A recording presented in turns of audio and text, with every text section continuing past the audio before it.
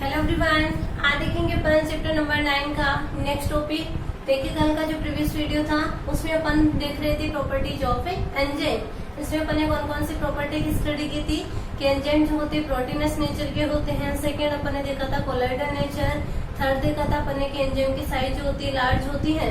Fourth अपन ने देखी थी स्पेसिफिसिटी। ठीक है, ये तीन टॉपिक जिसमें बच गए थे।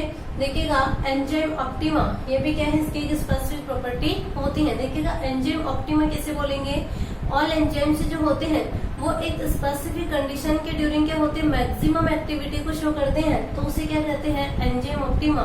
स्पेसिफिक कंडीशन की बात करें तो देखिएगा एंजाइम जो होते हैं पर्टिकुलर टेम्परेचर, पर्टिकुलर पीएच और साथ ही सबस्ट्रेट कंसंट्रेशन पर क्या होती है, इनकी जो एक्टिविटी होती है वो मैक्सिमम में होती है, तो इसे क्या कहते हैं, एंजाइम ऑप्टिमा। किसे बोलेंगे कि ऑल एंजाइम जो होते हैं स्पेसिफिक कंडीशन जैसे कि particular temperature, particular pH, substrate concentration जो होते हैं उस पर मैक्सिमम एक्टिविटी को शो करते हैं, तो उसे क्या कहते हैं, एंजाइम ऑप्टिमा।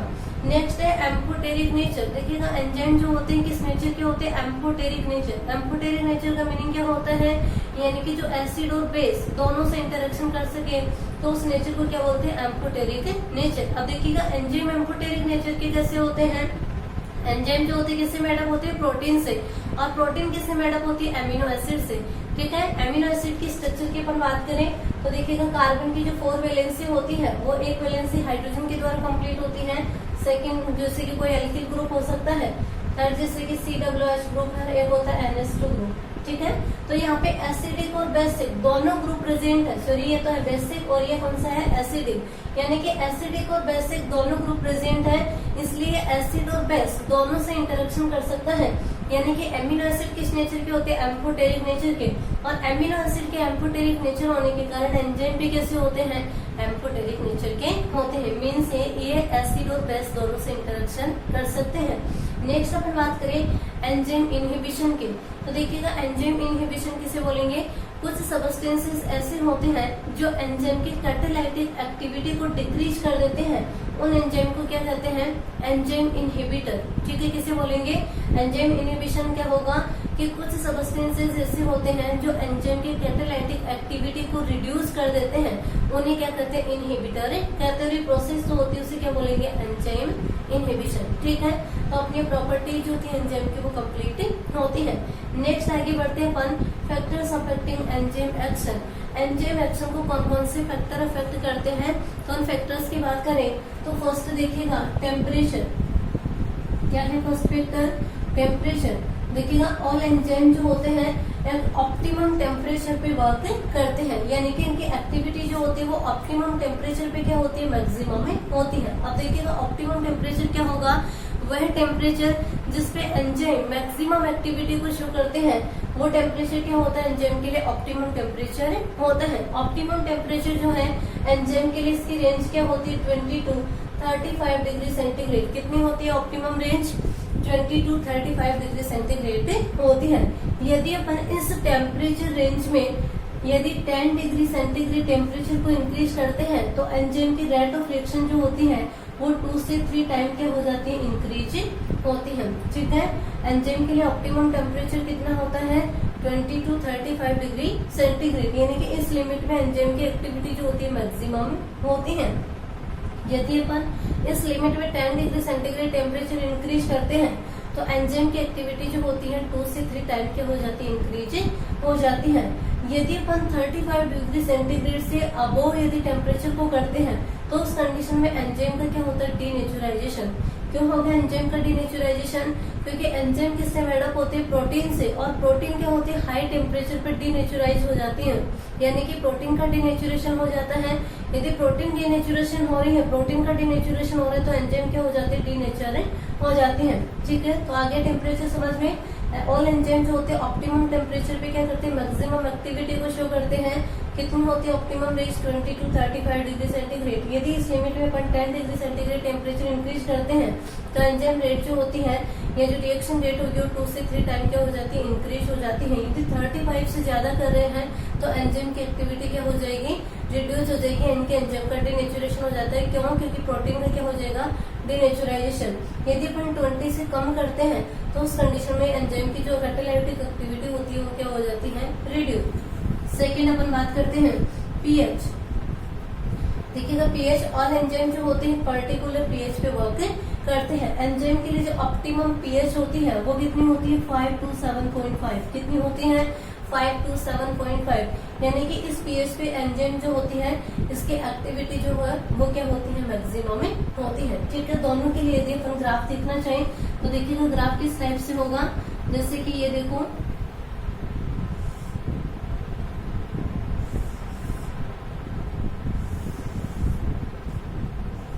इधर जैसे पीएच और टेम्परेचर के लिए ले रहे हैं अपन, इधर बात करें इनकी एक्टिविटी।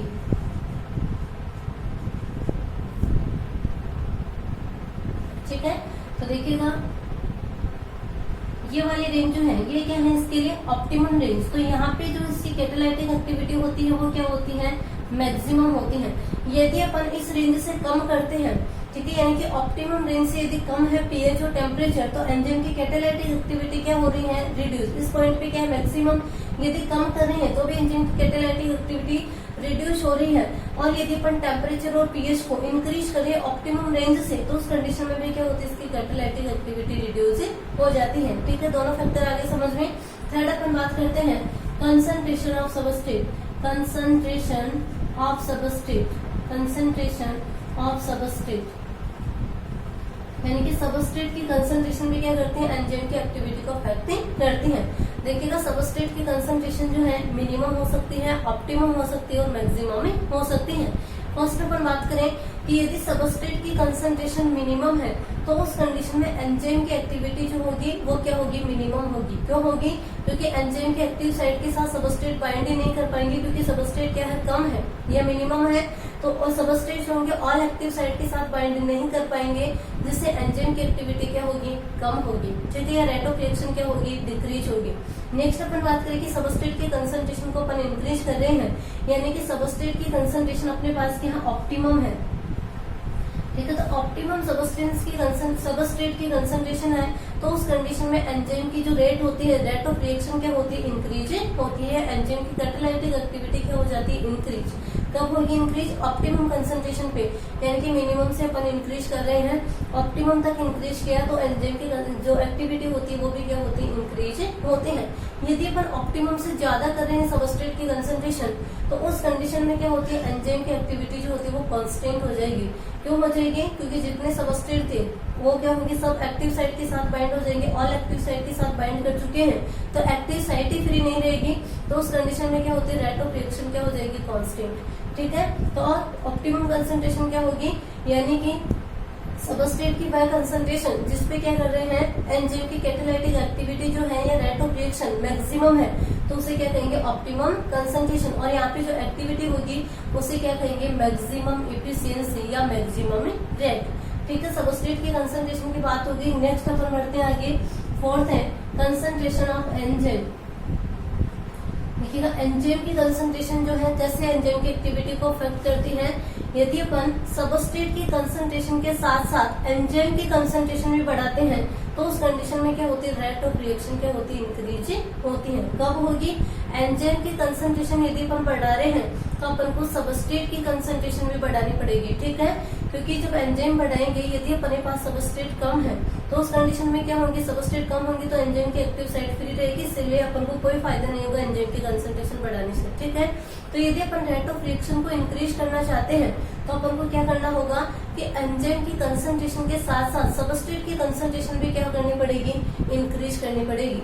यानी कि एंजाइम कंसंट्रेशन के साथ साथ अपन सबस्ट्रेट की कंसंट्रेशन बढ़ाते हैं तो उस कंडीशन में रेट ऑफ रिएक्शन जो होती है, एंजाइम की एक्टिविटी जो है वो क्या होगी, मैक्सिमम में होती है।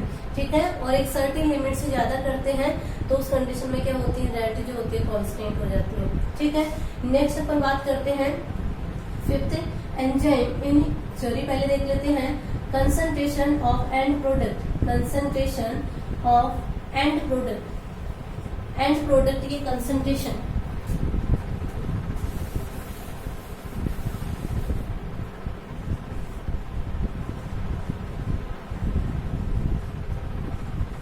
कंसंट्रेशन ऑफ एंड प्रोडक्ट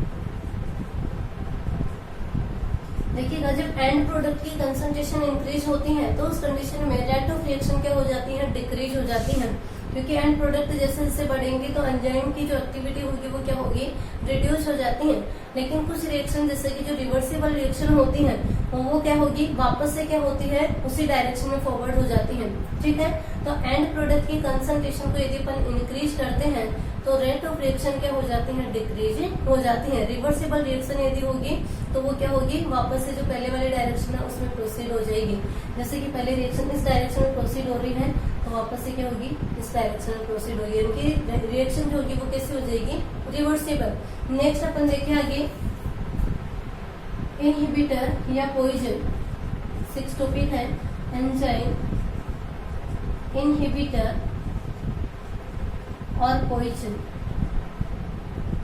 देखिएगा एंजाइम इनहिबिटर या पॉइजन क्या होंगे, इनहिबिटर किसे बोलेंगे, यानी कि वे सबस्टेंस जो कि एंजाइम की कैटालाइटिक एक्टिविटी को रिड्यूस कर देते हैं उन्हें क्या कहते हैं, इनहिबिटर कहते हैं। किसे कहेंगे, वे सबस्टेंस जो कि एंजाइम की कैटालाइटिक एक्टिविटी को रिड्यूस कर देते हैं उन्हें क्या कहते हैं, इनहिबिटर या पॉइजन कहते हैं। देखिएगा एंजाइम इनहिबिटर जो होते हैं ये 2 टाइप के होते हैं, अच्छे से समझना। फर्स्ट है कॉम्पिटिटिव इनहिबिटर, कॉम्पिटिटिव इनहिबिटर, और दूसरे हैं non competitive inhibitor, non competitive inhibitor. देखिएगा कॉम्पिटिटिव इनहिबिटर कौन से होंगे, यानी कि ऐसे इनहिबिटर जिनके स्ट्रक्चर जो होती है वो किसके सिमिलर होती है, सबस्ट्रेट के सिमिलर, तो उन्हें क्या बोलते हैं, कॉम्पिटिटिव इनहिबिटर। किसे बोलेंगे, यानी कि कॉम्पिटिटिव इनहिबिटर वे होते हैं जिनके स्ट्रक्चर जो होती है सबस्ट्रेट के सिमिलर होती है, इसलिए क्या करते हैं, एंजाइम के एक्टिव साइट के साथ बाइंड होने के लिए सबस्ट्रेट के साथ क्या करते हैं, कॉम्पिटिशन करते हैं। इसे बोलेंगे, यानी कि कॉम्पिटिटिव इनहिबिटर की स्ट्रक्चर जो होती है सबस्ट्रेट की स्ट्रक्चर के सिमिलर होती है, इसलिए ये एंजाइम के एक्टिव साइट के साथ कंबाइन होने के लिए सबस्ट्रेट के साथ क्या करते हैं, कंपटीशन करते हैं। जैसे कि फॉर एग्जांपल के लिए मेलोनिक एसिड जो होता है वो सक्सेनिक एसिड के लिए कॉम्पिटिटिव इनहिबिटर होता है। क्या है इसमें एग्जांपल, मेलोनिक एसिड जो होता है सक्सेनिक एसिड के लिए कॉम्पिटिटिव इनहिबिटर होता है। ओवरकम क्या है इसका, यानी कि इसको कैसे रिड्यूस कर सकते हैं अपन को क्या करना चाहिए, सबस्ट्रेट की कंसंट्रेशन क्या करनी चाहिए, इंक्रीज करनी चाहिए। यदि अपन सबस्ट्रेट की कंसंट्रेशन इंक्रीज करेंगे तो उस कंडीशन में क्या होगा कि कोई ना कोई सबस्ट्रेट क्या होगा, एंजाइम के एक्टिव साइट के साथ बाइंड कर जाएगा, जिससे क्या होगी, रेट ऑफ रिएक्शन या एंजाइम की जो एक्टिविटी है वो क्या हो जाएगी, इंक्रीज हो जाएगी। ठीक है, क्या बोला कॉम्पिटिटिव इनहिबिटर में, कॉम्पिटिटिव इनहिबिटर की जो स्ट्रक्चर होती है वो किसके सिमिलर होती है, सबस्ट्रेट की सिमिलर होती है। ठीक है, सबस्ट्रेट की सिमिलर होने के कारण ये एंजाइम की एक्टिव साइट के साथ बाइंड होने के लिए सबस्ट्रेट के साथ क्या करते हैं, कॉम्पिटिशन करते हैं। फॉर एग्जाम्पल के लिए मेलोनिक एसिड जो होता है सक्सेनिक एसिड के लिए कॉम्पिटिटिव इनहिबिटर होता है। कैसे ओवरकम किया जा सकता है, अपन को क्या करनी चाहिए, सबस्ट्रेट की कंसंट्रेशन इंक्रीज करनी चाहिए। यदि सबस्ट्रेट ज्यादा होंगे तो कुछ सबस्ट्रेट क्या हो जाएंगे, एंजाइम के एक्टिव साइट के साथ बाइंड हो जाएंगे और इससे क्या होगी, इसकी कैटालाइटिक एक्टिविटी क्या हो जाएगी, इंक्रीज हो जाएगी। नेक्स्ट बात करें नॉन कॉम्पिटिटिव इनहिबिटर की। देखिएगा नॉन कॉम्पिटिटिव इनहिबिटर क्या करते हैं, एंजाइम की जो एक्टिव साइट होती है उसके साथ परमानेंटली बाइंड कर जाते हैं, और परमानेंटली बाइंड होकर या तो क्या करेंगे, उस एंजाइम के एक्टिव साइट जो है उसके स्ट्रक्चर को ही चेंज कर देंगे, या फिर क्या होते हैं उसको ब्लॉक कर देंगे, इनके परमानेंटली क्या होंगे, उसके साथ कंबाइन हो जाएंगे, जिससे वहां पे सबस्ट्रेट बाइंड ही नहीं कर पाएगा। तो इन्हें क्या कहते हैं, नॉन कॉम्पिटिटिव इनहिबिटर। किसे बोलेंगे, यानी कि नॉन कॉम्पिटिटिव इनहिबिटर जो है ये एंजाइम के एक्टिव साइट के साथ परमानेंटली बाइंड हो जाते हैं, और बाइंड करके या तो एक्टिव साइट के स्ट्रक्चर को चेंज कर देते हैं, या फिर क्या करते हैं, उस एक्टिव साइट को ब्लॉक कर देते हैं, जिससे वहां पे सबस्ट्रेट बाइंड नहीं कर पाता है। तो उन्हें क्या कहते हैं, non competitive inhibitor. For example के लिए देखिए अपन, जैसे कि साइनाइड जो है ये क्या होती है, साइटोक्रोम ऑक्सीडेज के लिए क्या होती है, कॉम्पिटिटिव इनहिबिटर। साइटोक्रोम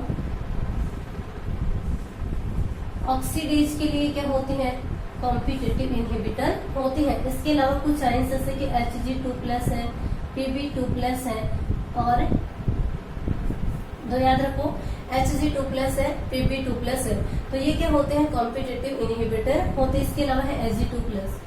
ठीक है। तो ये क्या होते हैं, नॉन कॉम्पिटिटिव इनहिबिटर। ठीक है, नॉन कॉम्पिटिटिव इनहिबिटर परमानेंटली क्या होते हैं, एक्टिव साइट के साथ बाइंड हो जाते हैं और बाइंड होके या तो स्ट्रक्चर को चेंज कर देंगे एक्टिव साइट की, या फिर क्या होते हैं उस साइट को ब्लॉक कर देते हैं, तो उन्हें क्या कहते हैं, नॉन कॉम्पिटिटिव इनहिबिटर। इस टाइप से जो फैक्टर्स थे वो कंप्लीट होते। कौन कौन से फैक्टर देखे अपने, फर्स्ट का temperature, pH, substrate concentration, enzyme concentration, concentration of end product और इनहिबिटर्स। ठीक है, ये अच्छे से ध्यान में रखना, इनहिबिटर वाला इंपॉर्टेंट है, कॉम्पिटिटिव और नॉन कॉम्पिटिटिव।